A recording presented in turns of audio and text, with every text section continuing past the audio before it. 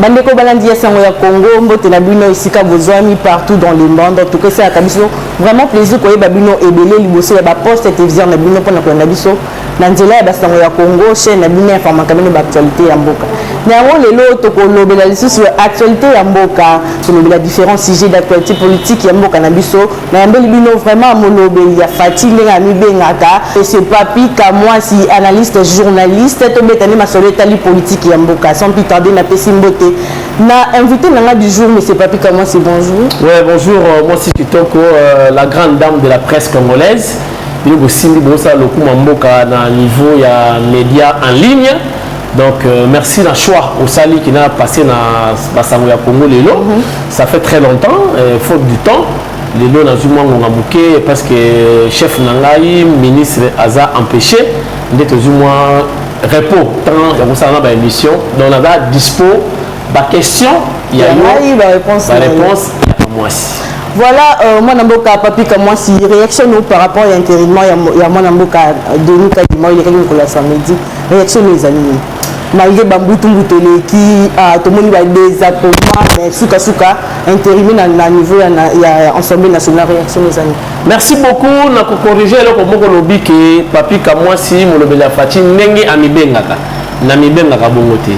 Il y a beaucoup à commission monobile na il y a beaucoup à benanga ndenge wana monobile ya fatigue donc jour na kutana na ina baka nanga monobile na ngai ne kombo wana etikala voilà donc pour nous répondre à la question na yo relativement à ce qui s'est passé dans l'Assemblée nationale, monsieur Kadima l'actuel ou le tout nouveau président ya CENI où ils allaient qui souhait ba congolais et belé balinga qui quand même image jambo ka échanger na sepeli nango pourquoi parce que na ba qualité expertise au cas du mazan nango na ba candidat nyonso bazala ki wana aucun avec un niveau ya Kadima ça c'est vrai donc en mérite atteindre si ba te belé a participer na peuple na une cinquantaine de pays.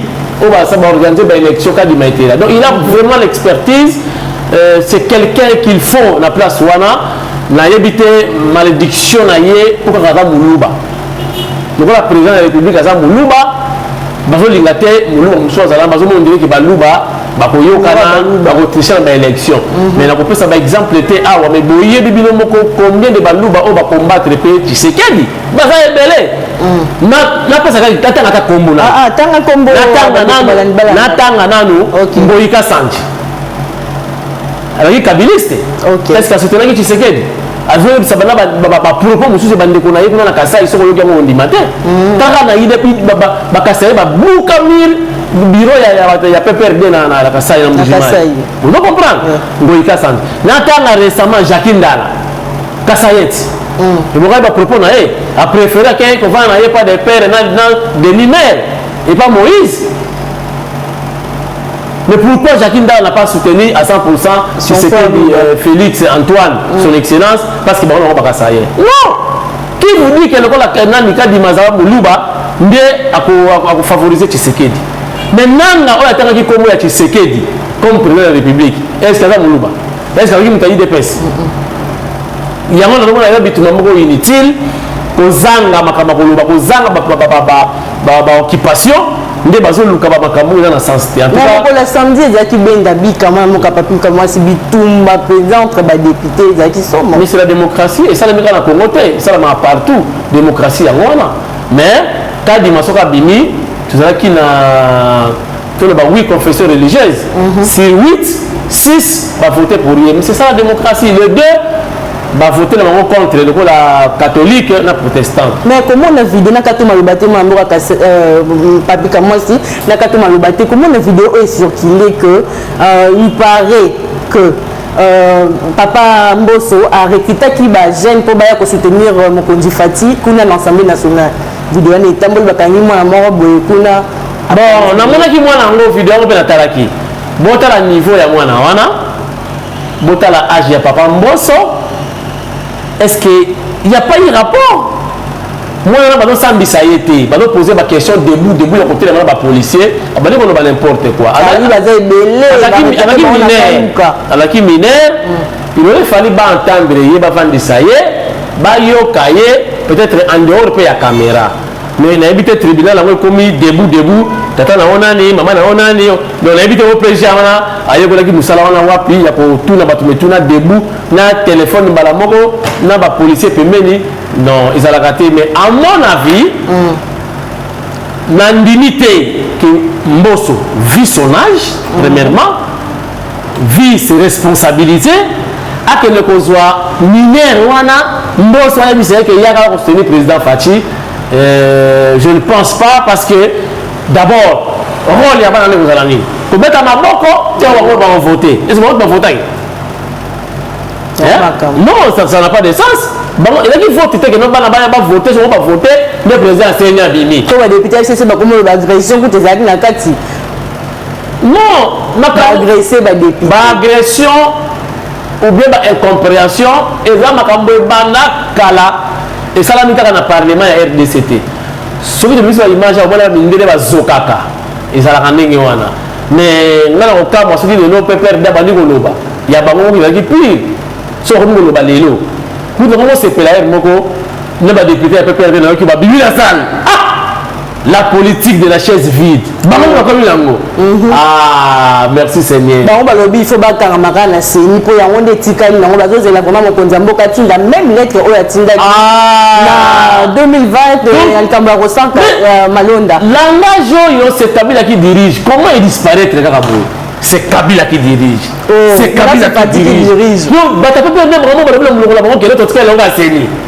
donc armée ba perdre bazo espérer que mokonzi ya mboka vraiment Maître Loulou na bengi mbalaboni oh bon ça dit madame ça ina na stade Tata Raphaël comme ça Félix a ça rien Sénat ya yete Assemblée nationale ya yete la police ya yete armée ya yete gouvernement ya yete Maître Loulou yoki bata perdre ba lobelo batikali lango seni donc ba perdre de politisation ya seni en tout cas bazo espérer wana pena bazangi ba terme ba français sili bango beaucoup dépolitiser seni comment et pourquoi et pourtant bango mo do bimisa ba politique c'est impossible comment bino do bimisa ba politique le chef de l'état est politique bino mo zala a politique vraiment ça n'a pas de sens c'est ni bolinga te il faut la politique non baloba nde ba terminer ezozanga bango vraiment baloba ke tolingi te c'est ni ezala partisan donc baza na parti pris baza na penchement nde eloko koboya yango wana qui a baloba ke toto boyi seni la CENI a IDPS par exemple mais tu qui peut y avoir sur les listes sur tout ça la déclaration dans le bibongo vraiment est-ce que bino UDPS c'est comme que ça makam oh bande côté mais là pouvoir ya chola le bonini yango yona uti est-ce que chola azana toli a kopesa bat conseil a kopesa bat lumumba va kufa asa pesa a expliquer déjà makam église catholique rôle na bango basala bango bazalaka ndenge wana ezali kama sikate kaka ndenge ba comportement wana zomona wana o bazoko afficher mikolo kaka yango bango balingaka nini batu nyonso bafukamelaka bango olingo kama président na Congo faut passer par l'église catholique olingo kama gouverneur na Congo faut passer par l'église catholique olingo kama ministre faut passer par l'église catholique bango sikoyo bapesa yo onction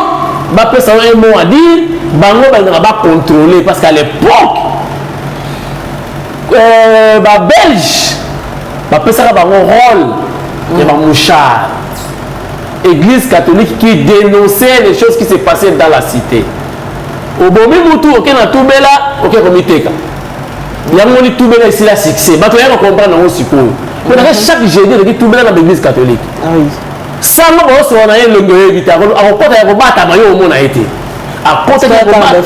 mam susu mpe azomela vin na ye yo oyeba tata kuna ya kobatama bosoye na biyumulu donc abatami ozomaka madusu yebi kaka ponzaka na yo azala mpe na yo papa sango eza ndenge nini nabomaki mutu papa sango lobi bokaki mwana mo babokaki kuna na terrain laiki ya Delvaux ngam babokaki mwana wana mwana na ngai kozongela lisusu te ovandi na avenue nini opesi adresse lobi 5h mbila komi baniati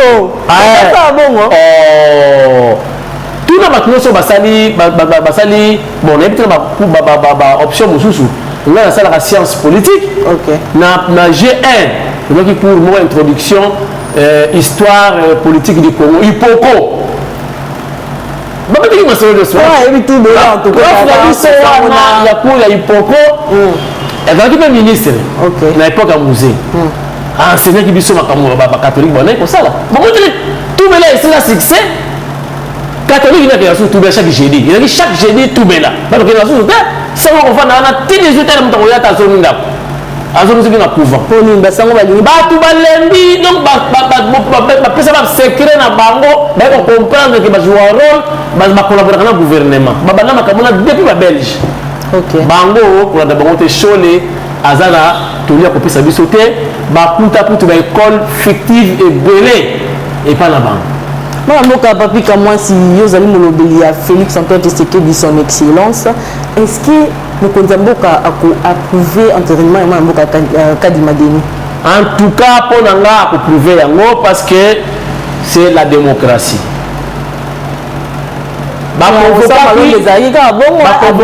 baconvokaki deux réunions le président c'est-à-dire la Senko président baconvoke réunion baconvoke te vice-président baconvoke te et selon bacharte na bango c'est la majorité convoqué réunion babimisi président baélire en bonne et forme c'est aussi la démocratie bato bobosana toza na démocratie bato baza kobosana toza na démocratie pouvoir valeur respect ya majorité comment toza na oui confession religieuse côté catholique na protestant totie na bandeko mosusu wana baza 6 donc le deux là catholique na protestant pour tona kabona baprotestant bon baprotestant kana makambo bacatholique baprotestant ni bayebaka histoire te bapouvoir baza baprotestant bautaka na église catholique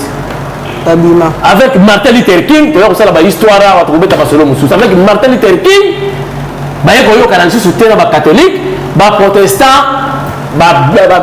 certains catholiques protestant donc ça veut dire protestation c'est ça Jésus Christ même les juifs mais pour le moment Jésus il y a un moment protestant sali à part l'église ce qu'on appelle écuménique dans la période culte écuménique mais écuménique donc quand on a neutralisé Fachi allez basangana vraiment mais bozo banga nini ngani baza boda banga ka mutu nyoso ya yango pe zo kam ngani banga mutu te bango bazo kasani oya ko yawa na soki Kadima te ndi akosala nini peut-être bozo ka boka Kadima ya Kadima ko ba bi Kadima amoni Kadima en tête c'est ni bongo a ko favoriser vraiment élection en 2023 en faveur du président Félix Antoine Tshisekedi ce que malheur ya Kadima pour kaza moluba donc pour bango fala zalaka ata moshilele ubata la mupende ndiko muzitu peut-être bango na kino lokaka ndiko muzitu compliqué ils a bongoté élection et vous avez nango transparente apaisée et démocratique oyo akogagner na ye kaka nani ndimaki mutu lokola Corneille Nanga bon so bimbanga maka respect que akoloba Félix président. Ce jour-là, on a la permanence. Il y a eu des presses. Kabouya, Augustin Vandi Bouye, docteur de Télé-Longo, Vandi Bouye, tu es écran géant. Nous avons filmé. Émotion à l'édition. Kabouya, on a dit que pour CG Kabouya, on a signé qui nous s'appuie au TCI. Ce qu'on a dit, comment lenga, qui m'a eu? Nous avons dit que CG, ils ont dit que la biawa, Topoli. Ok. Topoli.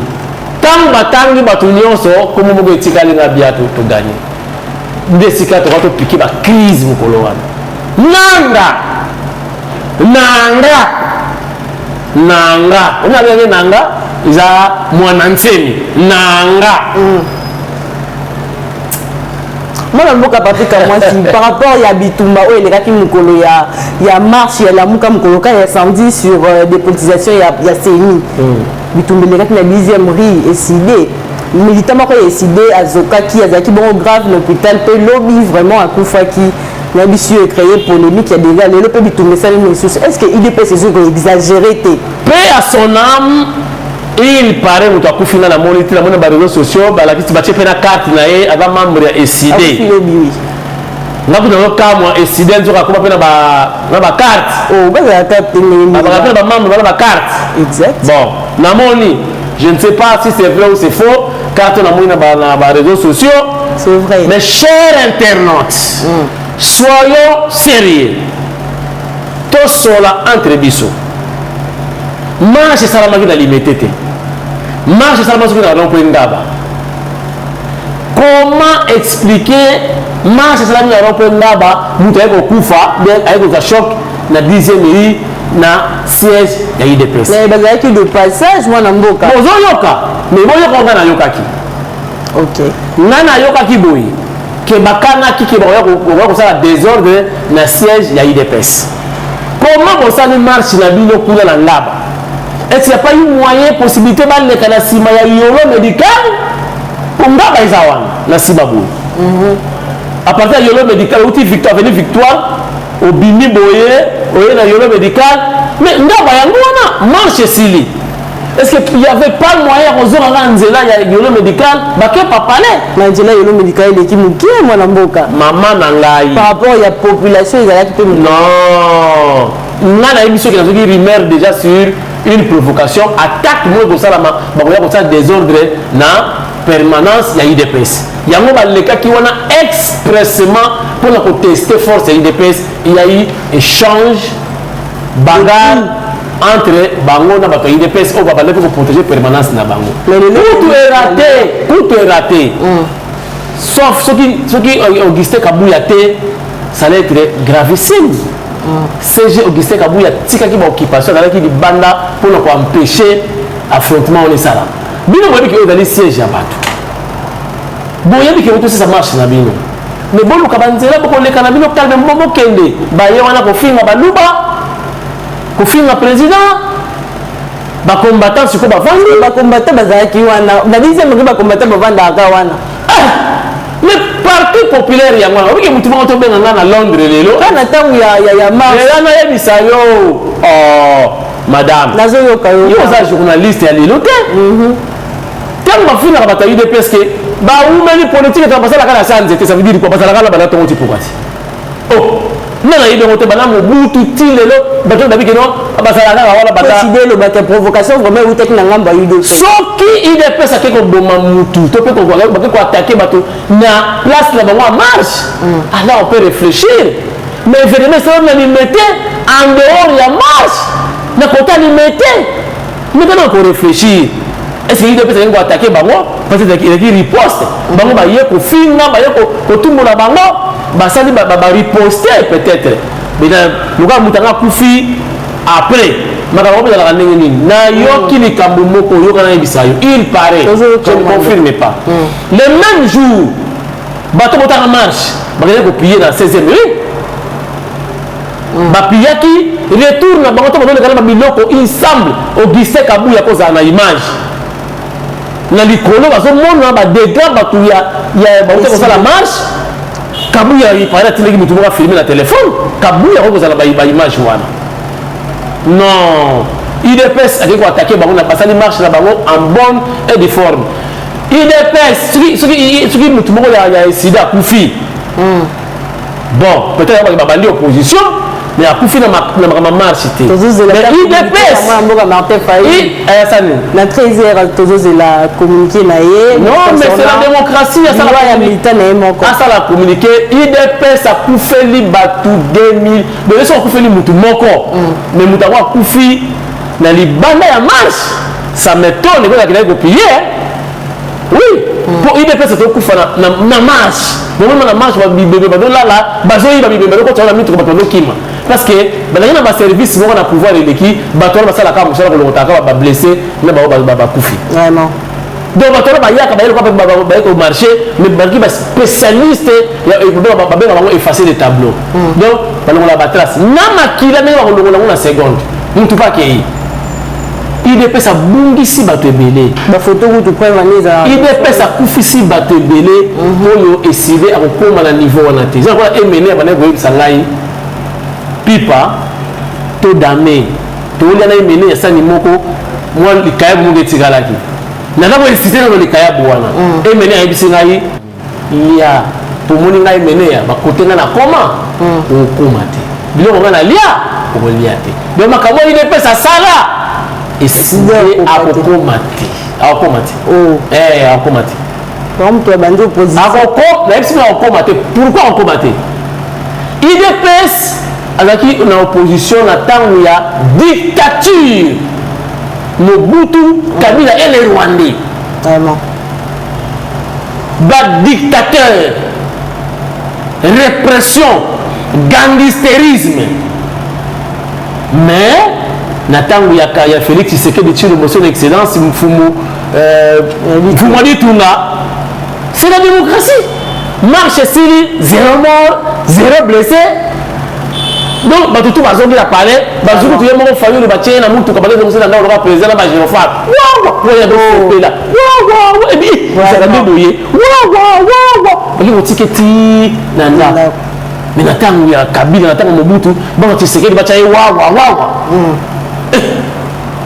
ezaki blague te koto na kukumomza ko bibate li mete wana yindi tout le monde ba fils mukoko na buto yokani to kutani to kota li mete okotaka nzolo boye mila obimi tochanger nzela bokotaka boye mila mais faut la na ndako na ya longa na ndako na ye ti ya pas ça marche sans être inquiété akumisa nzambe bosa la position à l'X vraiment ma mboka papi comment je te zo koma na suka émission na biso déjà oui aussi lisa yo pendant un moment mobima tebi ke basu question eza vraiment ébélé mais déjà baromi ko signaler nga minutage on est comme RTNC on nous fait signe qu'il est temps on va RTNC on va tozo beta masoye etali ram au tia vraiment point de vue na on a likambo ezoloba ma escroquerie d'état likambarana la longo comme escroquerie d'état ram daki dossier qui basa ko kutango daki ilukamba.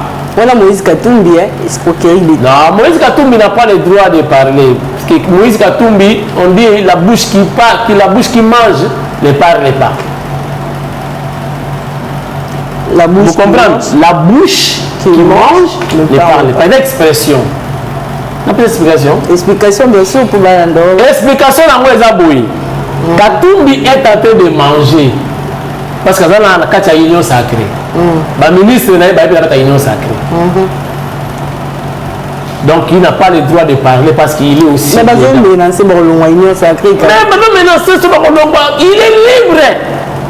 Il ne va pas empêcher. Dans la tête il est libre. Soit dans l'union sacrée, qui a peur de lui? Personne. Alors il est libre. La bouche qui mange ne parle pas. Les loups ne se mangent pas entre eux. C'est une expression. Yo zanakati. Il y a gouvernement yo sacré. Candidats ensemble, ils sont dans les affaires. Ils gèrent l'État ou la chose publique ensemble avec les chefs de l'État. Ils sont dedans. La population en tout cas Katumbi a dénoncé. Afanda Kimia. Il a géré ce pays. Il a géré le Katanga. Lelo Fimbwa Kekele Jules Alingeti Abanda Asalaye audit. Est-ce que comme camarade à mérité? Oh, Katumbi. Oui, je vous dis. Il a posé question. Lelo na Jules Alingeti. Akende Katanga. Suggestion na Katanga. Balanda banda basala audit. Banda Katumbi banda ti lelo. Tita Kabila Kimisaki. Poison pour la fatigue béton. Oui. Le royo Alingeti Fimbwa Kekele akita Katanga batala ba papier biloko nyoso oyo na ba entrée Katumbi sala na ba sortie oyo ya sala na reste. Alors qu'il n'est pas mérité pour voisin. Oh, nous avons un tongo, le rabon de Swahili. Niger mkubwa Niger. C'est quoi RAM problème? RAM n'a pas condamné RAM. Fachi a eu ce changement. Aïe, tu vas respirer. La population est quand même capable de foutre des taxes. Vraiment. Nous avons 1000 cabine, on a une unité. 500 coups. On a une unité pour 500 francs. Vraiment. Bandeko, on a se vanté. Bon, on a comme on a kamwasi. On a tindika, chef de l'État, peut savoir comment on l'obéit. On peut savoir comment on sous moi, on a souri à maman Marthe Kassal. Nous avons une unité à 1000 francs. On a 3000. Na baki si boti la unité à 4000. Na ba restaurant na kota malewa. So na koti malewa. Na koti mtaonya madeso pamba na loso. Nga indication na mbongo na pesa ka batu. Mama restaurant pesa eta likolo soso. Tu peux moi mutu ya nzombo alia pesa na bien. Vraiment. Alors batu wa modèle on va ba 500 francs ba unité yo lingo benda ram. Ngai nous avons prophétisé qui basse comme ministre, mais je condamne. C'est vrai que le dossier qui coûte, mais il ne fallait pas mettre ça en application. Pour le moment, ce n'est pas l'État. Ce n'est pas le moment. Depuis la population dénoncé les Cameroun, mais ils ont continué à vous n'avez pas suffisamment de crédit pour tout cas RAM. Donc on a bien qu'il lobby. Mais ça c'est le nom. Mais ça c'est le nom en carte. Mais tu dois te marquer le pour le RAM. Fallait bâtir non. Pourquoi tu continues au carte RAM? Bah tu dois mourir non. Alors personne qui va ça. Carte RAM na yo. Vraiment. Et je veux c'est de ternir image du chef de l'État. Mokonzamboka Fati Beton a chaki yo wana comme ministre pour le la batba mbongo te mbongo côté de kenezo yeba na te d'explication pour passer à malonga te na assemblée nationale. Je suis contre talanga bien ki basa oyebi nga bien to yeba ninga na yo oyebi wana tindika naza contre ram katangu et je veux cette image à mokonzamboka parce que peuple est dans la souffrance et puis je sais que vous maîtrisez en pété parce que nous on doit battre ram ministre zoyeba peut-être parce que c'est électronique. Quand on coupe, est-ce que le ministre a technique on va aller la ah, on va contrôler de sauter. Alors c'est mieux bon arrêter en gros pour terminer l'image à mon en tout cas, Ngaï, warrior de ce ministre la Fatima Zabatuna Ngaï, mais n'a qui base attention au Canada. Moi, je suis moi si vraiment tout comme une émission comme quoi tout c'est la caméra et Josué au de la fin de l'émission. Merci Josué Yoshua Machia Nakoye Bisa Bakongomani Nyoso Nazana regret. J'attaque maintenant les conseillers du chef de l'État. La plupart vous êtes de la diaspora. Mokonzamboka Zwibino Boya Awa na RDC parce que azalaki majorité dans le Parlement, azalaki na premier ministre était à côté de la coalition pour quand même harmoniser ma cam. Chef de l'État avait une autre idée, il y a pour ça le gouvernement parallèle. Il y a un qui vient conseiller en matière de conseiller en matière de chaque conseiller azana cellule na imobimba. Donc il y a un cabinet. Chef d'État a un cadre que le ministre Foulane a bloqué le dossier et qui n'est pas conseillé à débloquer. Mais pour l'instant, sans vous mentir, nous sommes conseillers presque ici là. Parce que Fatih Moko a Boma Libana, il y a FCC dans cash. Fatih a sali l'union sacrée, Fatih est premier ministre. Donc conseiller nous sommes presque ici. La sonne est là, et on va voir. Ce qui pour nous, on va conseiller c'est la démission. Baké qu'on découvrir bakisi ba médicament na dépôt boko na Sankuru. Nous avons découvert le ministre près le président Nana Manuel na Kumba Oseya triple brassard Moulonge Chiwa Kalasa Mfumubuku. à quel ministre pour le président, qui pour la sensibilisation, la cohésion et l'unité nationale, à quel découvrir les médicaments, qui s'est mettre au chef de l'État la Sankourou pour servir dans la Mouka. Bloquer Mimi, comment dirais-je, conseiller à charger à ce qui est médical, ce qui est médecine, à chef de l'État. Nous sommes la maison. Nous sommes la passivité. Biloko ekena makonza mboka pesa ba mbete baniko beba baniko rouillé ba qui se baniko comme expiré. Entre temps la population souffre ba maladie dans les belé ba qui se on a fallu ça bango et baniko expiré. Bino kasi ba tumotinda ba qui se on a pour nous de chef de l'État. Nous sommes la passivité. Quand on rappelle la konya ndulu na bataba vous les conseillers ba qui se monsieur yuto kenya kasai ba qui se na ba mbete bato batindi yango baza spécialiste bazosenga bango de remonter bameto na ndenge bakomonta mote na bakisi ona baexplication utilisation nango boétouffe bango bato na batikali na poto bozwi biloko bakoki kopesa ndenge wana bato basa servir nango ndenge bakomonta ngo ndenge nini biloko na banini basalelaka yango. Oh, les conseillers du chef facha asalaki erreur te mais akontaki na bino mais nsimwanka Nzimwanka.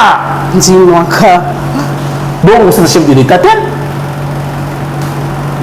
Le mot de la fin, c'est que bon, paix sa confiance dans Fachi Beton. Azo Bunda. Mais, Nazo Boya Koloba, Ope Kabila Lobaki, Aza mal entouré. Kabila Lobaki qui est à 15 étés, je crois. Mais Fachi a ébélé. Les boutiques dans le bloc, il y a la commission pour filer le dossier, pour que les gens clairs et athées. Vous avez appris ça, c'est chef de l'État et surtout population. Intérêt général, ils ont la privilégié. Bon, ça les a fait, pardon. Bon, ça les a. Mais bien la population, vous avez la confiance. Fatala Moutouma Lambo. Na rappelez-moi les cabouilles et déranger binoté. Nous connaissons la chef de l'État national, nous connaissons Yana Leki. On dit que le président. Nous avons besoin de wapi. Besoin de wapi. National na fati de kola Yaya Nangai propre. Donc, ma rappelez, ils ont ranga chaque jour dans Moutou. Puis dans ce on a souhaité rencontrer Ami Balé et Zala. Ya Malawana. Matondo mingi moi mboka papi Kamwasi, en tout cas merci beaucoup pour la disponibilité na yo. Merci na bino peu chers internautes de partout dans l'Arabiso. Tokomi na suka émission na biso mokola lelo. Merci na Joshua Zaki derrière la caméra. On se retrouve très prochainement. Eshima, votre magazine qui bat au rythme de l'actualité. Retrouvez la nouvelle édition. Exclusivité, Sakombi Molendo, le pionnier de la bancarisation.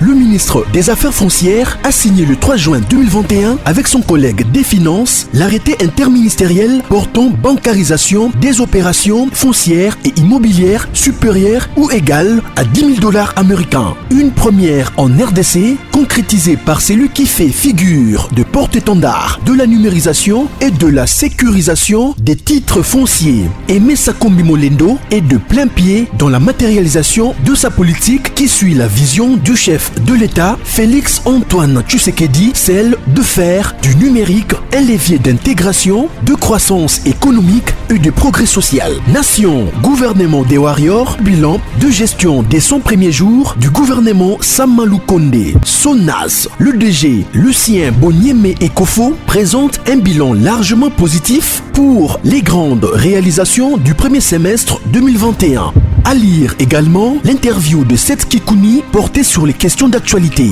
À la découverte de Tissia Mukuna, la DG de la marque La Quinoise, café planté et transformé à Kinshasa.